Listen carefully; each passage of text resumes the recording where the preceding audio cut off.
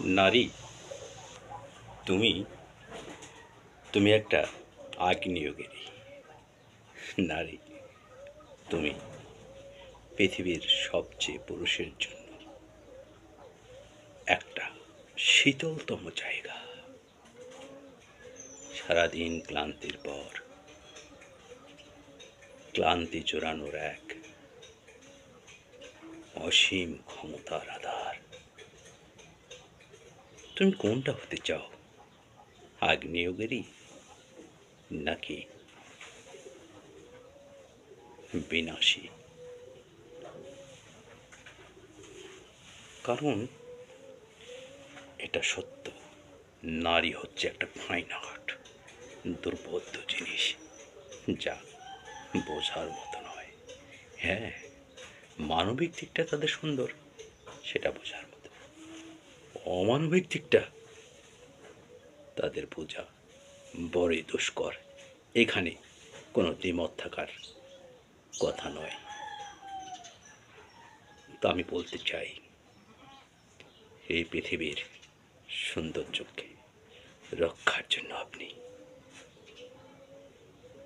সাজেন, বাজেন, মহিষী হয়ে যান, যাতে পৃথিবী আপনাকে মনে রাখে। কারণ আপনার অস্তিত্বের ভিতরে যে অস্তিত্বগুলো অঙ্কুরোদ্গম হবে, সেগুলো হবে ভবিষ্যতের জন্য এক অনাবিল সৌন্দর্যের আধার। সেগুলো পৃথিবীকে সুন্দর সুন্দর কিছু দিয়ে যেতে পারবে। আর আপনি যদি আগ্নেয়গিরি হয়ে যান, তাহলে শুধু সব ধ্বংসই হবে, ধ্বংসই হবে। এই পৃথিবী কখনোই সুন্দর হতে পারবে না। নারী, তুমি যে মা, তুমি যে মা হবে, তুমি এই পৃথিবীকে উপহার দেবে, উপহার দেবে সুন্দর কিছু, সুন্দর এই বসুন্ধরায় সুন্দর কিছু গড়ার তুমি এক অনন্য কারিগর। পুরুষ ওকে বাদ দিয়ে খোঁজো, ও তোমার মাথার ছাতা, ও তোমার মাথার ছাতা।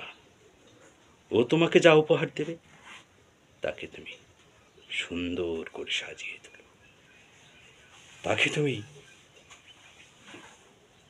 মহৎ করে সাজিয়ে তোলো।